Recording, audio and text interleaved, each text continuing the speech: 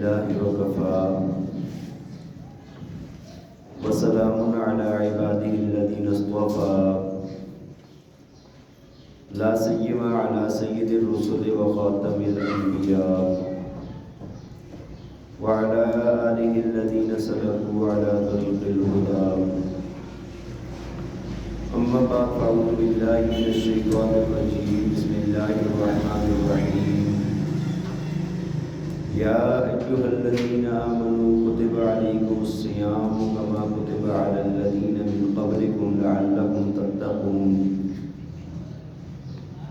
وقال النبي صلى الله عليه وسلم من صام رمضان إيمانا واحتسابا غفر له ما تقدم من ذنبه أو كما قال عليه الصلاة والسلام صدق الله العظيم وصدق رسوله النبي الكريم ونحن على ذلك لمن الشاهدين والشاكرين والحمد لله رب العالمين.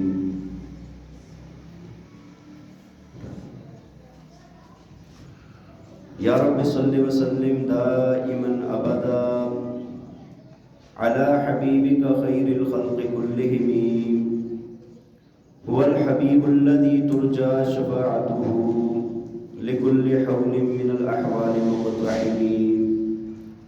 رب اشرح لي صدري ويسر لي أمري واحلل عقدة من لساني يفقهوا قولي. رب زدني علما رب زدني عملا سبحانك لا علم لنا إلا ما علمتنا إنك أنت العليم الحكيم. تمام حضرات محبت اور شوق کے ساتھ درود پاک پڑھ لیں. اللهم صل على سيدنا ومولانا محمد وعلى آل سيدنا ومولانا محمد وبارك وسلم. اللهم صل على سيدنا ومولانا محمد وعلى آل سيدنا ومولانا محمد وبارك وسلم. اللهم صل على سيدنا ومولانا محمد وعلى آل سيدنا ومولانا محمد وبارك وسلم. میرے انتہائی قابل احترام قابل صد احترام و تکریم معزز و مکرم سامعین کرام، اللہ رب العالمین نے محض اپنے خاص لطف اور کرم سے ہمیں یہ ماہ مبارک نصیب فرمایا ہے. اس مہینے کے متعلق آپ یہ سمجھے اس کی فضیلت اللہ تعالیٰ نے اتنی اونچی اور اس کا درجہ اتنا اونچا رکھا ہے کہ جیسے کہ اللہ تعالیٰ نے یوسف علیہ السلام کے 11 بھائیوں پر یوسف علیہ السلام کو فضیلت عطا فرمائی تھی، اسی طرح اس ماہ مبارک کو 11 مہینوں پر فضیلت عطا فرمائی ہے. یہ اللہ تعالیٰ کی طرف سے ایک خاص رحمت والا مہینہ ہے، انسان کے گناہوں کو معاف کرنے والا مہینہ ہے، اللہ کی رضا حاصل کرنے والا مہینہ ہے. اس ماہ مبارک کے اندر اللہ رب العالمین کی رحمت موسولادار بارش کی طرح برستی ہے اور انسان کے جتنے گناہ ہیں، جتنی سیئات ہیں، جتنی برائیاں ہیں، ان کو دھو کے رکھ دیتی ہے. دیکھیں آپ، جب تیز بارش برستی ہے تو وہ ہر چیز کو دھو دیتی ہے، صاف کر دیتی ہے، سارا کچرا سب کچھ دھل جاتا ہے، بہہ کے چلا جاتا ہے. لیکن وہ بارش بھی فائدہ اس کو دیتی ہے کہ جو برتن سیدھا ہو. اگر سخت برسات کے اندر، تیز بارش کے اندر اگر کوئی برتن باہر صحن میں الٹا رکھا ہوا ہے تو اس برتن کے اندر ایک قطرہ پانی کا نہیں آئے گا. اس برتن کو بھرنا یا اس برتن کو کوئی فائدہ ہونا اس پانی کا، وہ تو امکان ہی نہیں ہے. ایسے ہی اس ماہ مبارک کے اندر جو لوگ فائدہ حاصل کرتے ہیں وہ لوگ ہوتے ہیں جن کے دل کے برتن سیدھے ہوتے ہیں. جن کے دل کے برتن الٹے ہوں اس ماہ مبارک کے اندر بھی محروم رہ جاتے ہیں. اللہ تعالیٰ سے دعا ہے کہ اللہ تعالیٰ ہمارے دلوں کو سیدھا فرما دے. دیکھیں قرآن پاک میں اللہ تعالیٰ نے اس ماہ مبارک کے متعلق فرمایا یا ایھا الذین آمنوا کتب علیکم الصیام کما کتب علی الذین من قبلکم لعلکم تتقون۔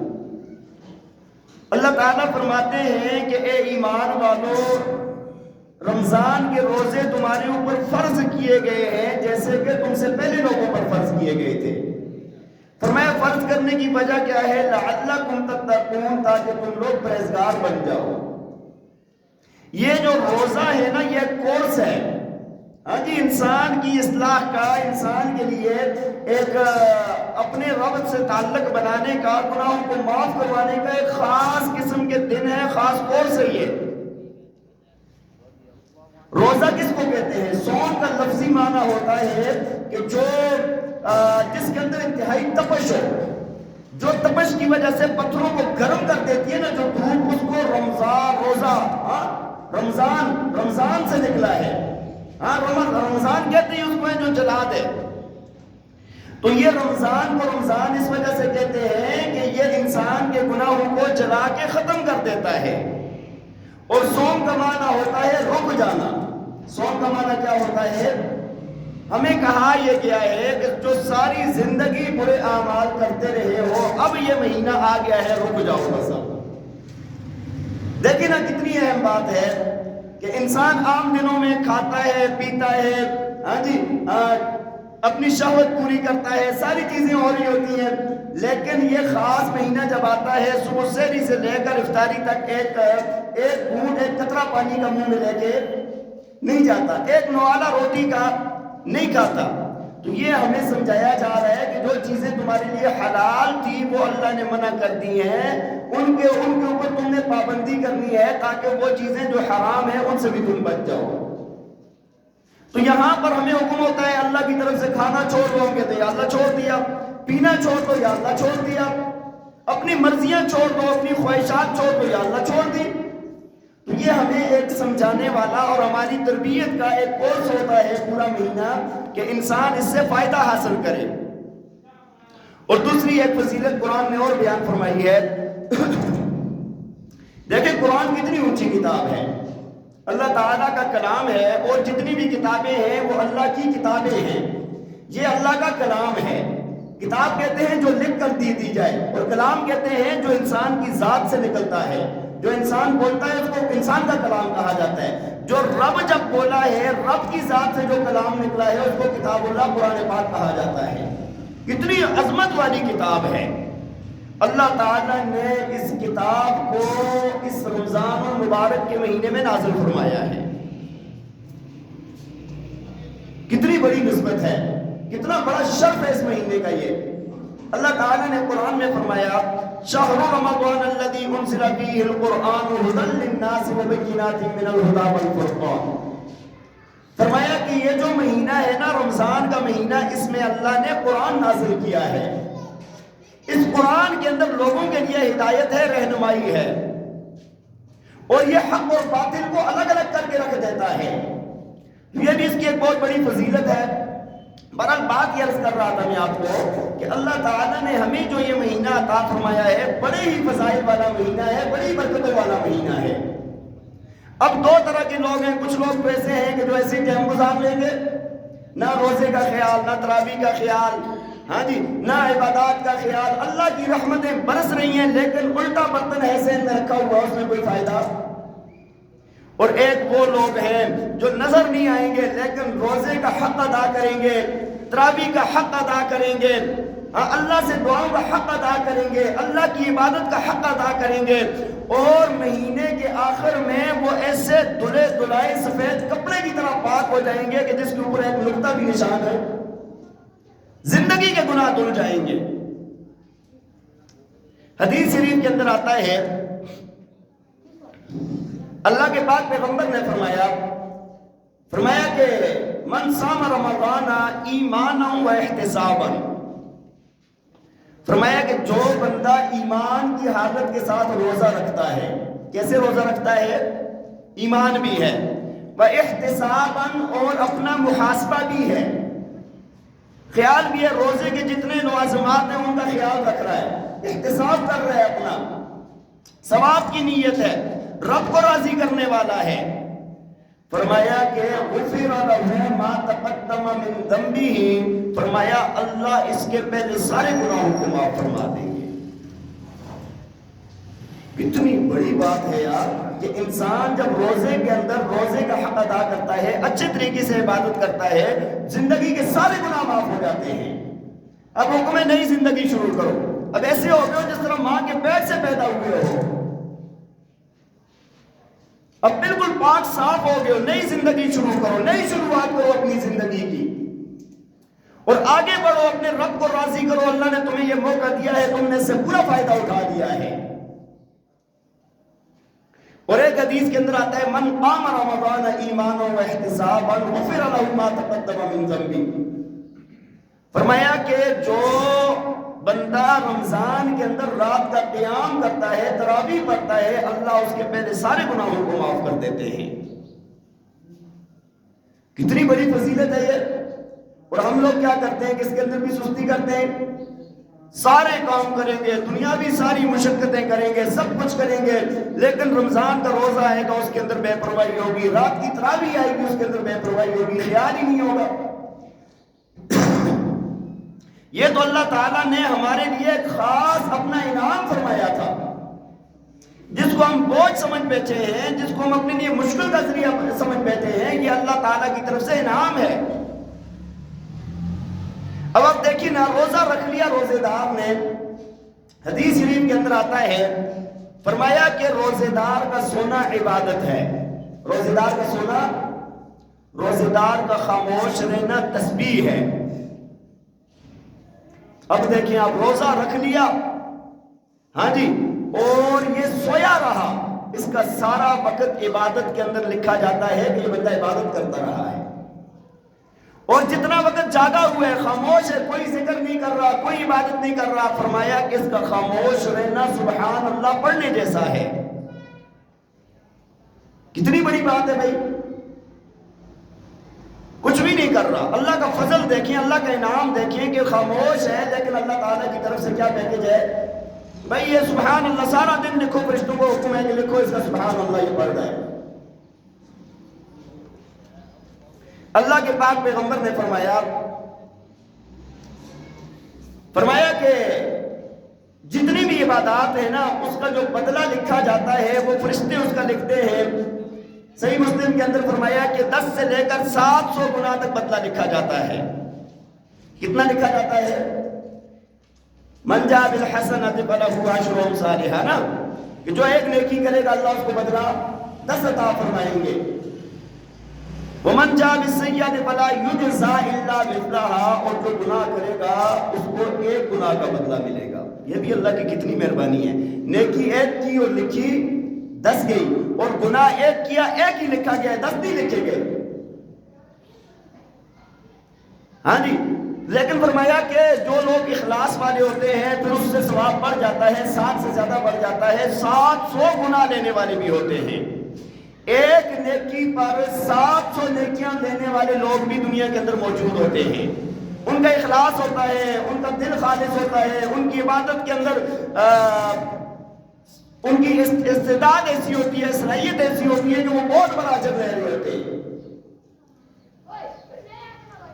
لیکن فرمایا کہ الا الصوم، فرمایا کہ یہ 10 سے لے کر 700 گناہ تک ملے گا، لیکن روزے کے ساتھ یہ بات نہیں ہے.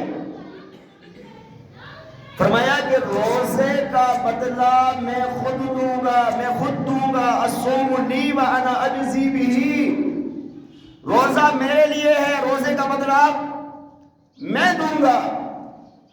کتنی بڑی بات ہے یار. اور آپ دیکھیں نا، عبادت بھی بڑی خاص ہے نا، روزہ عبادت بھی بڑی خاص ہے. اگر پورا مجمع ہو اور کسی بندے کا روزہ ہے یا روزہ نہیں ہے کسی کو پتا، آپ نماز پڑھیں گے سب کو پتا چلے گا، آپ صدقہ دیں گے کسی کو پتا چلے گا، حج کریں گے کسی کو پتا چلے گا، لیکن روزہ ہے یا نہیں ہے کسی کو پتا. دیکھیں نا، اللہ کے ساتھ خاص عبادت ہے نا، ریاکاری نہیں ہے اس کے اندر، خاص اللہ کے لیے بندہ کرتا ہے. ورنہ ایک بندہ چھپ کے پانی پی سکتا ہے، کھانا کھا سکتا ہے. آج کل بہت سارے لوگ کر رہے ہیں، اللہ تعالیٰ معاف فرمائے. کیا بڑی صحت بن جائے گی ان کی، کیا سوچتے ہیں یار؟ اللہ کے بندو، صحت کا ذریعہ یہ روزہ تھا، صحت کا ذریعہ یہ روزہ تھا۔ تو میں نے آپ کو عرض کی کہ یہ خاص عبادت ہے، خاص انسان اللہ کے ساتھ بہت اخلاص ہوتا ہے، اس کے اندر خالص ہوتی ہے، اس وجہ سے اس کا اجر بھی اللہ تعالیٰ خود عطا فرماتے ہیں۔ اللہ فرماتے ہیں کہ اس بندے نے اپنا کھانا پینا شہوت میری وجہ سے چھوڑ دی ہے، فرمایا کہ اس کو بدلہ بھی میں خود دوں گا۔ اور نبی پاک صلی اللہ علیہ وسلم نے فرمایا کہ مجھے اس ذات کی قسم جس کے قبضہ قدرت میں محمد صلی اللہ علیہ وسلم کی جان ہے، اللہ کو روزے دار کے منہ کی بدبو مشک کی خوشبو سے زیادہ پسند ہے۔ کتنا اللہ تعالیٰ اس کے اوپر اجر عطا فرما رہے ہیں۔ مشک و عنبر سے اللہ کو زیادہ پسند ہے اس کے منہ کی بدبو۔ میدا خالی رہتا ہے نا تو منہ کے اندر ایک بو پیدا ہو جاتی ہے بعض دفعہ۔ یہ منہ دانتوں والی بو نہیں ہوتی، یہ نہ ہو کہ مسواک برش کرنا چھوڑ دیں آپ حضرات، ٹھیک ہے جی؟ بعض لوگ یہ بھی کرتے ہیں یار منہ کی بدبو اللہ کو پسند ہے تو وہ برش ہی نہیں کر رہے ہوتے۔ یہ تو آپ نے کرنا ہے صبح شام، ہر وقت مسواک ہر وقت کر سکتے ہیں، برش جب آپ ٹوتھ پیسٹ کے ساتھ آپ نے کرنا ہو تو جب افطار کرتے ہیں اس کے بعد کر لیں، اور مسواک خشک ہو گیلی ہو وہ دن رات میں ہر وقت آپ کر سکتے ہیں۔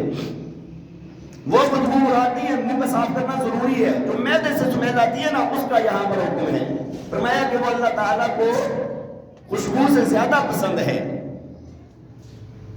ہاں جی، دیکھیں کتنا بڑا اللہ تعالیٰ کی طرف سے اس کے اوپر انعام ہے۔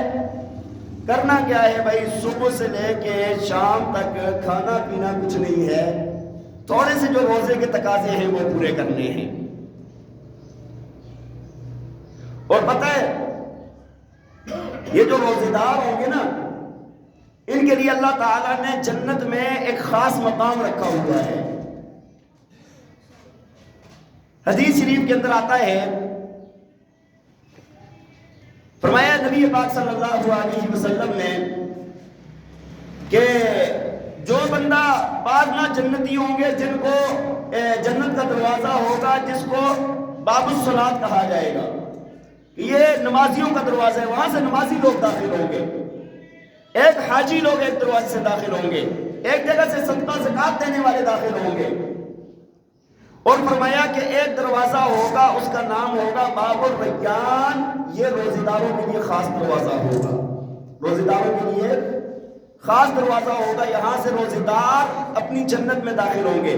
فرمایا کہ روزے داروں کے علاوہ اس دروازے میں اور کوئی بھی داخل نہیں ہو سکتا، جب روزے دار اس سے داخل ہو جائیں گے یہ دروازہ بند کر دیا جائے گا۔ صدیق اکبر رضی اللہ تعالیٰ عنہ نے عرض کی، یا رسول اللہ صلی اللہ علیہ وسلم، جو بھی جس دروازے سے جنت میں داخل ہو گیا اس کا نقصان کوئی نہیں ہوا، وہ فائدے میں ہی ہے، جس دروازے سے بھی داخل ہو گیا۔ لیکن یا رسول اللہ کیا کوئی ایسا بھی ہوگا کہ جو دروازے آواز دیں گے نا، کیا ہو روزے دار ادھر آؤ، نمازی ادھر آؤ، زکات والے ادھر آؤ، کوئی ایسا بھی ہوگا کہ جو ان سب سارے دروازے اس کو آواز دیں گے؟ نبی پاک صلی اللہ علیہ وسلم نے فرمایا ابو بکر مجھے یہ گمان ہے کہ وہ تو ہوگا، مجھے اللہ کی ذات سے یہ امید ہے کہ وہ جو جس کو سارے دروازے آواز دیں گے وہ کون ہوگا؟ صدیق اکبر رضی اللہ تعالیٰ عنہ۔ اللہ تعالیٰ نے بڑا اونچا مقام اور مرتبہ حضرت صدیق اکبر رضی اللہ تعالیٰ عنہ کو عطا فرمایا۔ یار اللہ کیسے نہ عطا فرماتا کہ ان کی قربانیاں بھی تو دیکھیں آپ نے، دن رات 24 گھنٹے کی زندگی اللہ کے پاک پیغمبر کے نام کر دی تھی۔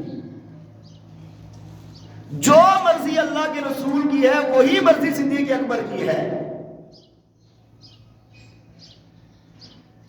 جو نبی علیہ السلام کا آپ حدیث پڑھیں نا، کوئی واقعہ پڑھیں کہ ادھر جا رہے ہیں آ رہے ہیں، ہر سفر ہر جگہ پر نبی علیہ السلام صدیق اکبر، نبی علیہ السلام صدیق اکبر،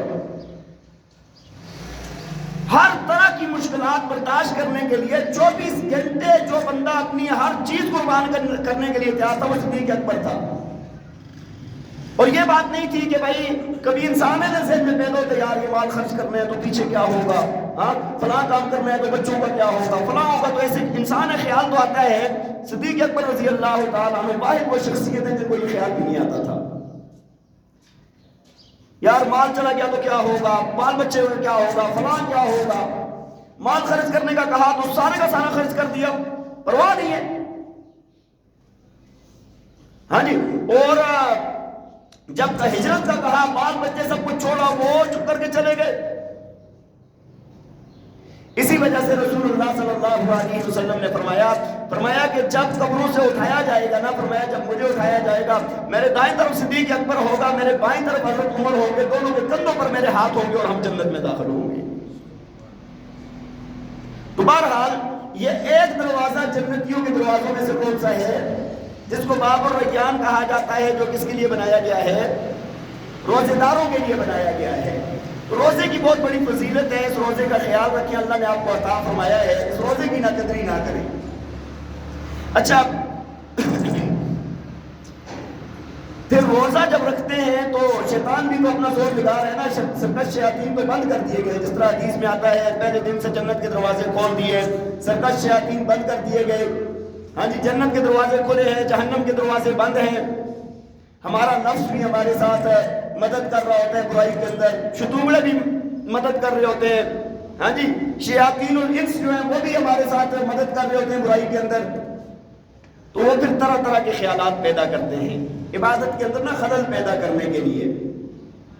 روزہ رکھیں گے، ٹھیک ہے جی رکھ لیں گے، رات کو تراویح کی بات ہوگی، بھائی تراویح عبادت نہیں ہے؟ حضرت عبد الرحمن بن عوف رضی اللہ تعالی عنہ سے روایت ہے، فرمایا کہ ان اللہ تبارک و تعالی فرض علیکم صیام رمضان وسننت علیکم قیامہ، فرمایا کہ اللہ تعالیٰ نے تمہارے اوپر رمضان کے روزے فرض کیے ہیں اور رات کا قیام میں نے تمہارے لیے سنت قرار دیا ہے، میری سنت ہے۔ فرمایا فمن صامہ وقامہ، فرمایا جو روزہ بھی رکھے گا، رات کو قیام بھی کرے گا، تراویح بھی پڑھے گا، فرمایا کہ یہ گناہوں سے ایسے نکل جائے گا جس طرح کہ آج ہی ماں کے پیٹ سے پیدا ہوا ہے۔ ٹھیک ہے جی، اس کے اندر دن کو روزہ رکھنا اور رات کو تراویح پڑھنا۔ ہم لوگ چونکہ بہت سارے لوگوں کو دیکھ رہے ہوتے ہیں، سوشل میڈیا کا دور ہے، کوئی کیا بات کر رہا ہے، کوئی کیا بات کر رہا ہے، تو ہمارا جو ایمان بھی کمزور ہے ان کی باتوں میں آ جاتے ہیں ہم لوگ۔ بھائی دیکھیں، تراویح کے مسائل میں نا بہت سارے لوگ گڑبڑ کے اندر ہیں۔ بعض لوگ یہ سمجھتے ہیں کہ تراویح صرف مردوں کے لیے ہے، عورتوں کے لیے ہے۔ بھائی جس طرح مردوں کے لیے تراویح سنت مؤکدہ ہے، اسی طرح عورتوں کے لیے بھی تراویح سنت ہے، تراویح سنت مؤکدہ ہے۔ جس طرح آپ صبح کی 2 سنتیں پڑھتے ہیں، ظہر کی نماز سے پہلے 4 سنتیں، بعد میں 2 سنتیں، مغرب کے بعد 2 سنتیں اور عشاء کے بعد 2 سنتیں پڑھتے ہیں، سنت مؤکدہ ہے نا، اس طرح یہ تراویح بھی سنت مؤکدہ ہے۔ بات سمجھ آ رہی ہے کہ نہیں؟ اور سنت مؤکدہ اگر کوئی چھوڑے گا تو گنہگار نہیں ہوگا، گنہگار ہوگا نا۔ اور دوسرا یہ بھی ہے، آپ کو پتا ہے، حدیث آپ نے سنی ہے کہ رمضان کے اندر اللہ تعالیٰ عبادات کا اجر بڑھا دیتے ہیں۔ اللہ تعالیٰ فرض کا ثواب 70 فرضوں کے برابر کر دیتے ہیں اور نفل کا ثواب فرض کے برابر کر دیتے ہیں۔ تو خاص موقع ہے بھائی۔ اور پھر قیامت والے دن بھی جب اللہ تعالیٰ حساب فرمائیں گے نا، تو سب سے پہلے کس چیز کا حساب ہوگا؟ نماز کا حساب ہوگا نا۔ فرمایا کہ وہاں پر جب کسی بندے کی نماز کے اندر کمی کوتاہی آ جائے گی نا، تو اللہ تعالیٰ فرمائیں گے اس کے نوافل چیک کرو، تاکہ نوافل کے ذریعے سے اس کے فرائض کو پورا کیا جائے۔ لیکن علامہ سیوطی رحمہ اللہ نے لکھا ہے، فرمایا کہ وہاں پر ایک فرض کو پورا کرنے کے لیے 70 نفل لگیں گے۔ ایک فرض کے لیے کتنے نفل لگیں گے؟ اور یہاں پر اللہ تعالیٰ نے تراویح کا جو ثواب ہے وہ فرضوں کے برابر عطا فرمانا ہے سنت مؤکدہ، لیکن ثواب اس کا فرض کے برابر ہے۔ بات سمجھ آ رہی ہے کہ نہیں؟ 20 رکعت اگر پڑھیں گے اس کے اوپر اللہ نے بڑا اجر عطا فرمانا ہے۔ جب بعض لوگ اس غلط فہمی میں ہوتے ہیں، تراویح بھی پڑھتے ہیں، کہتے ہیں یار تراویح بس 8 ہی ہے۔ تراویح کتنی ہے؟ نہ سمجھی والی بات ہے، حقیقت بات آپ کو بتا رہا ہوں، نہ سمجھی والی بات ہے۔ روایات کے اندر باقاعدہ موجود ہے کہ تراویح نبی علیہ السلام سے بھی، حضرت عمر رضی اللہ تعالیٰ عنہ نے تو بعد میں مقرر فرمایا ہے نا، نبی علیہ السلام سے بھی تراویح کی رکعت 20، مصنف ابن ابی شیبہ سنن کبریٰ کے اندر یہ بات موجود ہے۔ حضرت عبداللہ بن عباس رضی اللہ تعالیٰ عنہما سے فرمایا کہ نبی علیہ السلام رمضان کے اندر 20 رکعت تراویح پڑھتے تھے۔ کتنی رکعت تراویح پڑھتے تھے؟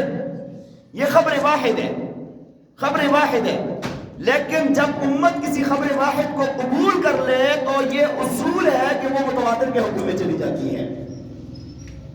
اور جو 8 رکعت تراویح پڑھتے ہیں وہ بھی روایت آپ کو سنا دیتا ہوں میں۔ ایک تو روایت وہ ہے نا کہ جب نبی علیہ السلام کی نماز کے متعلق پوچھا گیا رات کی نماز، فرمایا رمضان اور غیر رمضان میں نبی علیہ السلام رات کو 8 رکعت پڑھتے تھے۔ کتنی رکعت پڑھتے تھے؟ 8 رکعت پڑھتے تھے۔ لیکن وہ تو دوسری روایات میں آتا ہے کہ نبی علیہ السلام تراویح کے بعد بھی تہجد کی نماز پڑھتے تھے۔ حضرت انس رضی اللہ تعالیٰ عنہ سے روایت ہے صحیح مسلم کے اندر، وہ 8 رکعت والی بات تو رمضان میں بھی تھی، غیر رمضان میں بھی تھی۔ تراویح اس سے الگ ہے، تراویح اس سے الگ ہے۔ نبی علیہ السلام، اما عائشہ رضی اللہ تعالیٰ عنہ فرماتی ہے کہ نبی علیہ السلام ایک مرتبہ رات کو مسجد میں تشریف لائے اور آ کر آپ نے تراویح کی نماز پڑھائی۔ صحابہ جن جن کو پتا چلا نا وہ آ گئے اور تراویح کی نماز کو انہوں نے پڑھی۔ دوسرے دن لوگوں میں باتیں ہوئی کہ رات کو نبی علیہ السلام نے نماز تراویح پڑھائی ہے مسجد کے اندر، تو جن جن کو خبر پہنچی نا وہ سارے آ گئے۔ اچھا تیسرے دن نا اور بات پھیل گئی تو اور جتنوں کو بات پہنچی تیسرے دن اور زیادہ آ گئے۔ اچھا چوتھے دن ایسے آئے لوگ کہ مسجد کے اندر بیٹھنے اٹھنے کی جگہ نہیں تھی، کتنی آواز جمع ہو گئی۔ فرمایا کہ اس رات صحابہ انتظار کرتے رہے، نبی علیہ السلام رات کو اپنے حجرہ مبارک سے باہر نہیں آئے۔ آ کر صبح کی نماز پڑھائی، صحابہ کرام روایت میں آتا ہے کھنگارتے بھی رہے، وہ کھانسی کرنا کہ ہم آئے ہوئے ہیں۔ بات سمجھ آ رہی ہے؟ ایسے بھی ہوتا رہا۔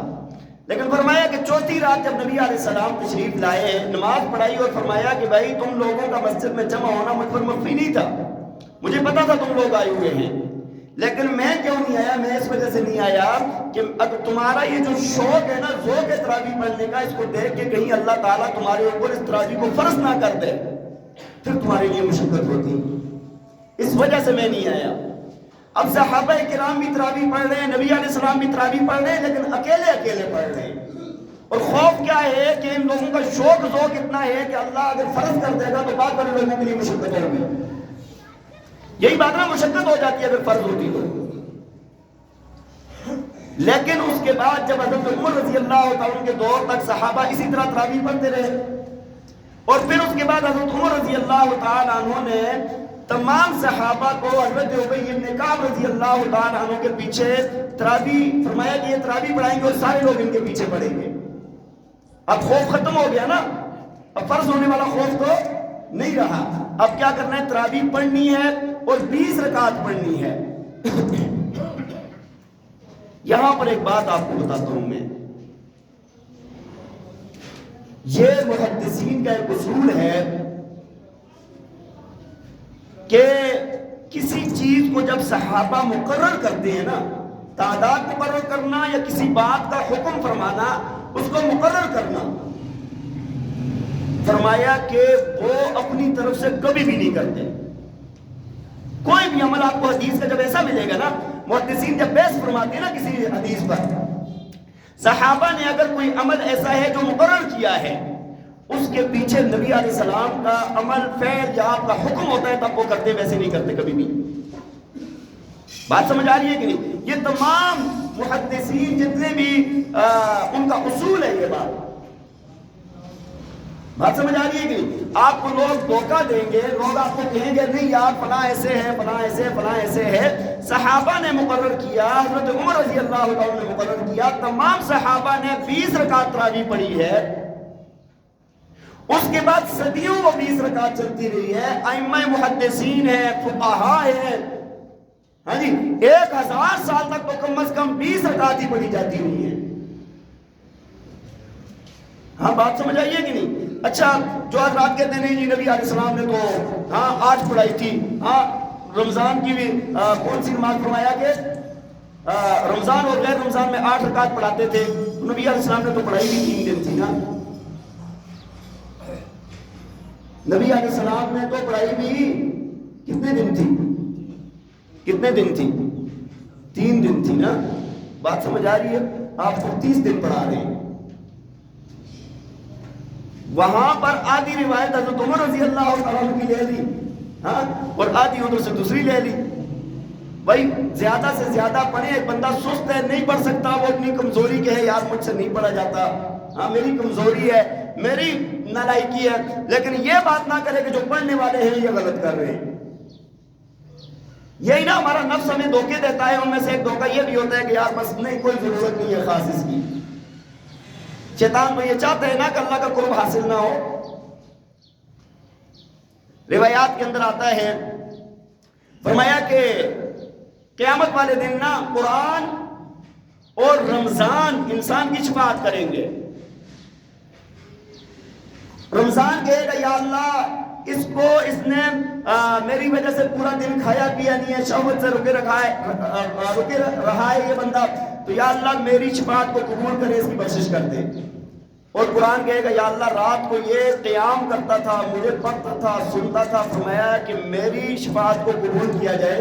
اللہ کے نبی نے فرمایا دونوں کی شفاعت کو قبول کیا جائے گا. بات سمجھ آ رہی ہے کہ دونوں کی شفاعت کو قبول کیا جائے گا. تو بھائی رات کو قیام کرے, رات کو تراویح پڑھے, تھوڑے سے دن ہے پتہ ہی نہیں چلے گا کیسے گزر گئے. ہاں جی, تو یہ خاص دن آئے ہوئے ہیں, اللہ تعالیٰ سے اپنا تعلق بنا لیں. اور دوسرا یہ ہے کہ جب رمضان کا روزہ آپ نے رکھ لیا ہے نا, ہاں کھانا پینا آپ نے چھوڑ دیا ہے, حلال بیوی کے قریب جانا چھوڑ دیا ہے, ساری باتوں پر عمل کرتے ہیں. ہاں جی, جو آپ کے لیے پہلے حلال تھا وہ چھوڑ دیا ہے. تو گالی دینے پہلے حلال تھی, ہاں جی, کسی کی غیبت کرنی, کسی پر بہتان لگانا, کسی پر الزام تراشی کرنی, ہاں جی, کسی کا مال ہڑپ کرنا, یہ ساری چیزیں پہلے حلال تھی, یہ تو پہلے ہی سخت حرام تھی. بعض وہ ہیں کہ جن کے کرنے والے جنت میں داخل نہیں ہوں گے, وہ رمضان کے اندر کتنی زیادہ حرام ہو جائے گی. اس وجہ سے ان باتوں کا خیال رکھیں, گھر کے اندر بھی اچھے اخلاق سے پیش آئیں. حدیث کے اندر آتا ہے, فرمایا کہ اگر روزے کے اندر کوئی بندہ تم کو گالی دے یا تم سے لڑائی کرے تو اس کو کہو کہ انا صائم, میں روزے دار ہوں. بھائی میں یہ کام نہیں کرتا, میں تمہارا جواب گالی کا جواب گالی سے نہیں دیتا, تمہاری لڑائی کا جواب لڑائی سے نہیں دیتا. اچھا یہ حکم کس کے لیے ہے؟ باہر لوگوں کے لیے, گھر والوں کے لیے نہیں ہے. اچھا یہ حدیث ہم سب کو پتہ ہے, ہم سب نے سنی ہوئی ہے. باہر ہم کوئی کہہ دو کہ ہمارا روزہ ہے, ہاں جی, اور گھر میں آپ کی بیگم ہے, بیٹی ہے, بیٹا ہے, اولاد ہے, بہن بھائی ہیں, ان کے لیے یہ حکم نہیں ہے؟ ان کے لیے بھی یہی حکم ہے. وہاں پر بھی اگر کسی کی کوئی بری بات ہے نا تو اس کو کہنا بھائی میرا روزہ ہے, میں تم سے نہیں لڑوں گا, میں تم سے نہیں لڑوں گا. گھر کے اندر اپنے اخلاق کو سنوارے. اصل اخلاق کا تو پتہ ہی گھر میں چلتا ہے نا, جو ماتحت ہوتے ہیں وہاں پر پتہ چلتا ہے. باہر تو اگلے مار کے دان توڑتے ہیں, بھائی باہر کس سے لڑیں گے, اگلا چھوڑے گا. بات سمجھ آ رہی ہے کہ نہیں؟ باہر تو بعض دفعہ تو بندے کا ہاتھ ہی نہیں پہنچتا نا, اس وجہ سے بندہ نہیں لڑ رہا ہوتا. اصل تو گھر میں ہوتا ہے, ماتحتوں کے ساتھ ہوتا ہے, ملازموں کے ساتھ ہوتا ہے, بچوں کے ساتھ ہوتا ہے, بیوی کے ساتھ ہوتا ہے, شاگردوں کے ساتھ ہوتا ہے. اصل نرمی کا پتہ تو ادھر چلتا ہے, اصل اخلاق کا پتہ تو ادھر چلتا ہے. تو اس وجہ سے سارے گناہوں کو آپ نے چھوڑ دینا ہے. اور دوسرا یہ جو موبائل والا گناہ ہے نا, اس سے اپنے آپ کو بچانا ہے. موبائل والے گناہ سے اپنے آپ کو محفوظ رکھنا ہے. روزہ آپ نے رکھ لیا, کھانا پینا چھوڑ دیا, سب کچھ کر لیا, یہاں پر غیر محرموں کو دیکھ رہے ہیں آپ, ہاں جی, ناجائز چیزیں آپ دیکھ رہے ہیں, گانے سن رہے ہیں. حدیث میں آتا ہے الغناء ينبت النفاق فی القلب كما ينبت الماء الزرع. فرمایا کہ یہ جو گانا بجانا ہے دل میں منافقت کو ایسے پیدا کرتا ہے جس طرح بارش برستی ہے تو زمین سے پودے نکلتے ہیں, ایسے انسان کے دل میں منافقت پیدا ہوتی ہے. تو ان گناہوں سے اپنے آپ کو بچانا ہے, اپنی زبان, اپنے اعضاء کو گناہوں سے بچانا ہے. حدیث شریف میں اللہ کے پاک پیغمبر نے فرمایا من لم یدع قول الزور, فرمایا کہ جو بندہ جھوٹی باتیں اور جھوٹے عمل, گناہ کے کام نہیں چھوڑتا, فرمایا فلیس للہ حاجۃ ان یدع طعامہ وشرابہ, فرمایا اللہ کو کوئی ضرورت نہیں ہے کہ یہ اپنا کھانا پینا چھوڑ دے. اصل چیز تو یہ تھی نا کہ یہ سارے گناہوں سے اپنے آپ کو بچاتا. تو ایک بات تو یہ, دوسرا یہ ہے کہ بھائی روزے کا مہینہ ہے, بہانے چھوڑ دیں. 50 بہانے ہم لوگوں نے بنائے, یار طبیعت ٹھیک نہیں ہے, یار فلاں ہے, یار فلاں ہے. اللہ کا انعام سمجھ کے روزے رکھیں بھائی, روزے رکھیں.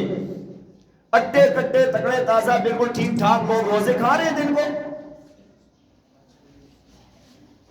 کیا کر لیں گے یار؟ کیا کھا کر کیا بنا لیں گے؟ آپ مجھے بتائیں یہ بات۔ دیکھیں میڈیکل والے جو ہے نا وہ کہتے ہیں یہ روزہ انسان کی صحت کے لیے بہت اچھا ہے۔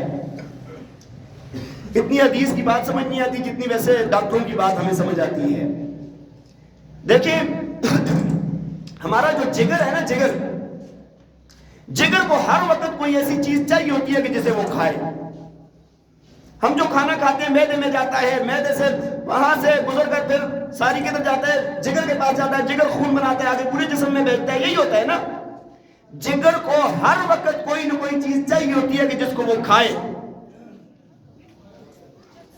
اب جب بندہ کھانا کھاتا ہے، وہ جا رہا ہے، وہ پورا سال اس کام میں لگا ہوا ہے، مشین چل رہی ہے، اسی کو کھا رہا ہے۔ پھر جو فاسد مادے ہوتے ہیں جسم میں جمع ہو جاتے ہیں، جو بیماری بن جاتی ہے، کینسر بن گئی، بڑی بڑی بیماریاں بن گئی، جسم کے فاسد خون ہوتا ہے۔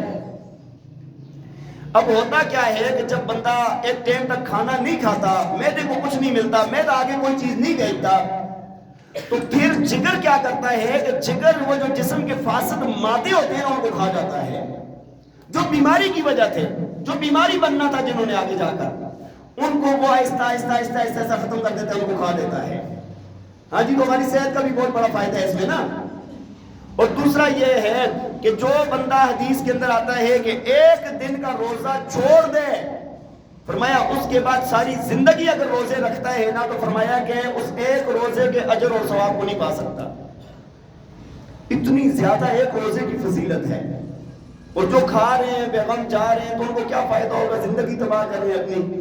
ہاں، اللہ کی رضا والا مہینہ تھا، پیکج والا مہینہ تھا، گناہوں سے بخشش والا مہینہ تھا۔ ہاں، اللہ نے روزی بڑھانی تھی، اس کے اندر یہ ساری چیزیں اس کے اندر موجود تھی، لیکن اپنا نقصان کر گیا بندہ۔ اللہ تعالیٰ ہمیں عمل کرنے کی توفیق عطا فرمائے، اور اللہ تعالیٰ ہمیں ایسے روزے عطا فرمائے جو اپنے نیک بندوں کو عطا فرماتے ہیں، اور اللہ تعالیٰ ہمیں ایسی تراویح عطا فرمائے کہ جو اللہ اپنے نیک بندوں کو عطا فرماتے ہیں۔ اور اللہ تعالیٰ سے خوب دعا مانگنی ہے۔ میں نے آپ کو بار بار کہا ہے کہ اللہ تعالیٰ ہماری صحت اچھی فرمائے تاکہ ہم رمضان کے اندر اچھے سے اچھی عبادت کر سکیں۔ اللہ تعالیٰ ہمیں عمل کرنے کی توفیق عطا فرمائے۔ وآخر دعوانا ان الحمد للہ رب العالمین۔ اذان کے بعد سنتیں عطا فرمائے۔